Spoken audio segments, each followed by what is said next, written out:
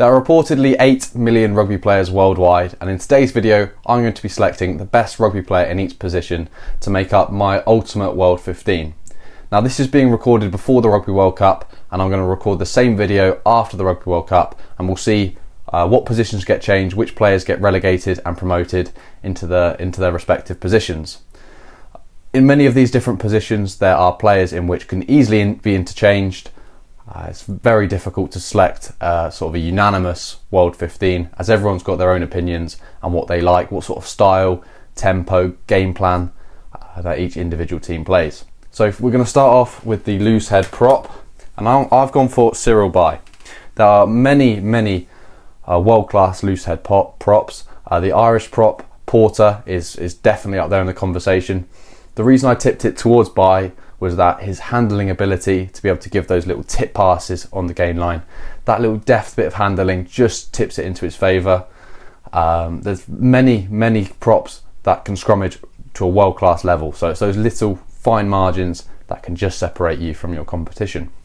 At hooker, this is an even more competitive position, with Malcolm Marx being my favoured choice. You've got the Irish hooker Dan Sheehan, who's an incredible player, had amazing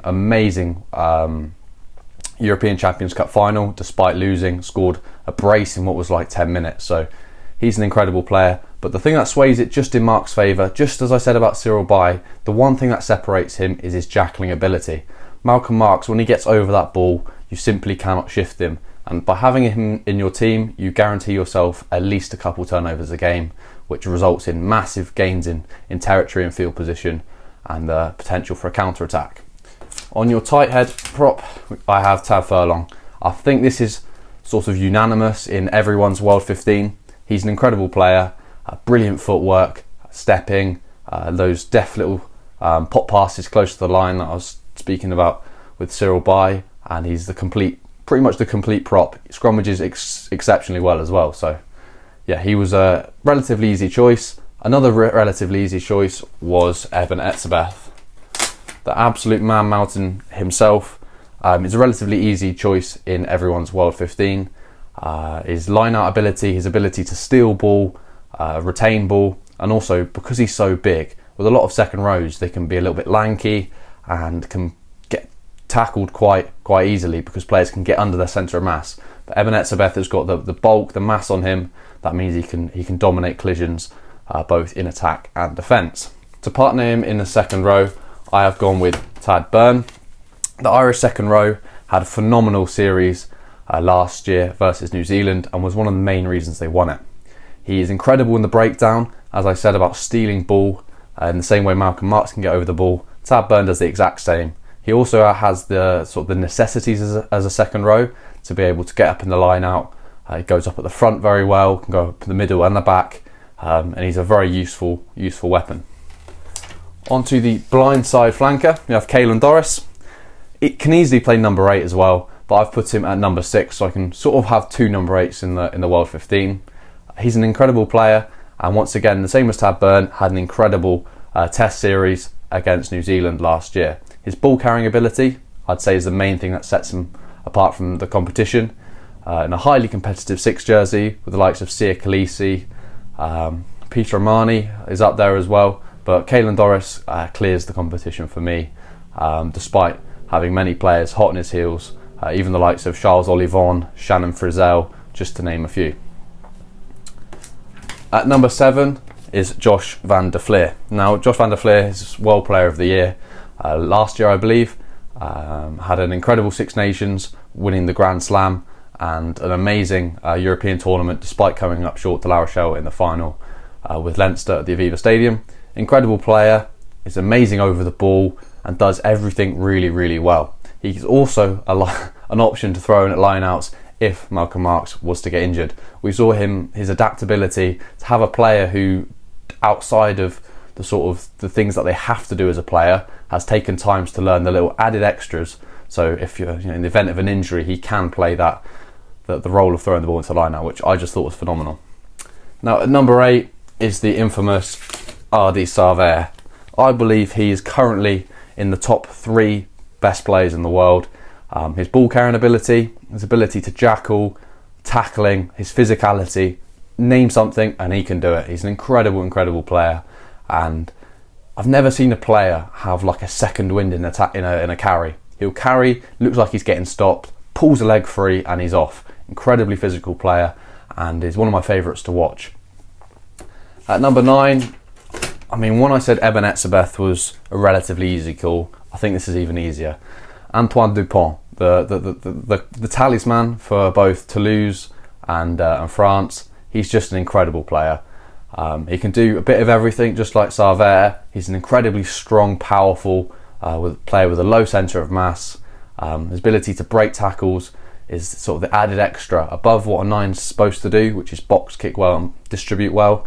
He's got very good physicality for a scrum half. He's not a defensive liability like many scrum halves, which is really an incredible feat as a tiny scrum half. At fly half, you have Antoine Dupont's partner in crime, Romain Ntamack. Now, the number 10 jersey was a really tough decision for me.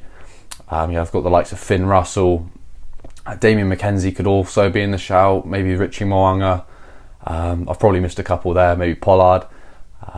But Ntamack, his display in the top 14 final against La Rochelle to score in the last minute shows he's just got the absolute X factor as a fly half. His kicking game is second to none. His distribution is phenomenal. Maybe it is because he's got Dupont providing such quality ball to him. Maybe that is why he looks so good.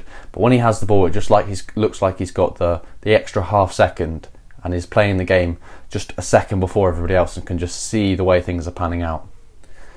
At number 12, adopting the hard-hitting role to generate momentum and gain line success is Esterhuizen. Now, this is probably a player that not many may have picked, as he doesn't really start for South Africa all too often. Damien Delende usually gets the nod over him, but I do believe Esterhuizen is the more complete player. Since moving to Harlequins, I believe he's taken his attacking game to a new level with the sort of Quins flair, the all-out attack in rugby. He's really adopted that style very well. Defensively, he's incredibly physical, but I just believe in the number 12 jersey, I mean, you've got players like Dante who do it incredibly well, but his ability to distribute and carry really hard make him a real tough player to defend. So I pick Esterhuizen at 12. Now, the ball carrying of Esterhuizen should hopefully in my team free up a little bit of room for Rico Ioane. Now, many people watching this video will be saying, where's Lekan Yuam? Lekan Yuam is an incredibly physical player, incredibly brilliant player who can do many things well. I just don't believe at this moment in time he's in form. He's an incredibly world-class player, he's brilliant, but Rico Ioane at the moment is in a really hot vein of form for the Blues in Super Rugby, tearing it up, and then obviously for the All Blacks. Moving in off that left wing to the 13, he's adopted the new outside centre role very well. His ability to break a tackle in the same way out of Adi Sarver with his first sort of 1-2-3 metres, which he can just accelerate through, and is a real big problem for defences. With Rico Ioane at 13, potentially is a little bit of a one-trick pony. Doesn't have really the ability to put the ball on the toe and turn teams, and his distribution may not be at the same level as a Lekan Yuam. But what he does very well. Now, moving on to the back three, I have got at number 11, Marika Koroibete. Probably the best Australian player in the world at the moment. He does a lot for Australia to make sure that they are competitive in games. Potentially, if Marika Koroibete wasn't present in the Australian team, they may suffer even heavier defeats than they have recently. His never say die attitude, constant fight, whether it's in the game as a whole or in specific moments in which, chasing back after an intercept, for example, or just when he's got the ball, he's just so determined to break tackles and will run it very hard. So Marika Koroibete gets the 11 jersey. Potentially could have been Makazole Mapimpi, but I believe Koroibete is in better form at the moment, despite how good the South African winger is. Now, speaking of South African wingers, we have got Kurtley Arendse. He's an incredible player. Let's just say that first and foremost. He's just, for such a small player, he really does punch above his weight. Incredible footwork, can turn you in a phone box. He's just a phenomenal player. For his short stature, his ability to compete in the air is also incredible. I've never seen players give Freddie Steward such a tough time in the air, and Arendse, being almost probably a foot shorter than Freddie Steward, he was competing, getting up that explosive strength off the feet. And then when it did come to Kurtley Arendse in the South Africa versus England game, Arendse turned, I believe it was Marcus Smith, with so much ease. Incredible player, brilliant finisher, and has adopted the sort of Cheslin Colby model, adapted it and suited it to his game. So Kurtley Arendse, I believe, is a worthy pick on that right wing. Now, to complete the team at fullback, number 15, there is no other than Thomas Ramos. What an incredible player. You could almost be a footballer. He's that skillful with his feet. I remember in the Champions Cup, the ball went behind. He didn't even bother picking the ball up. He just put a deft little chip in to his mate, Roman Antomak, and then they cleared the lines. I don't know how many of you have seen that, but if you haven't seen it, give it a watch. He's incredible with his feet and his goal kicking. You'll see in the World Cup later this year. If France go on to win the World Cup, I'd say Thomas Ramos will have had an absolute blinder in many a games.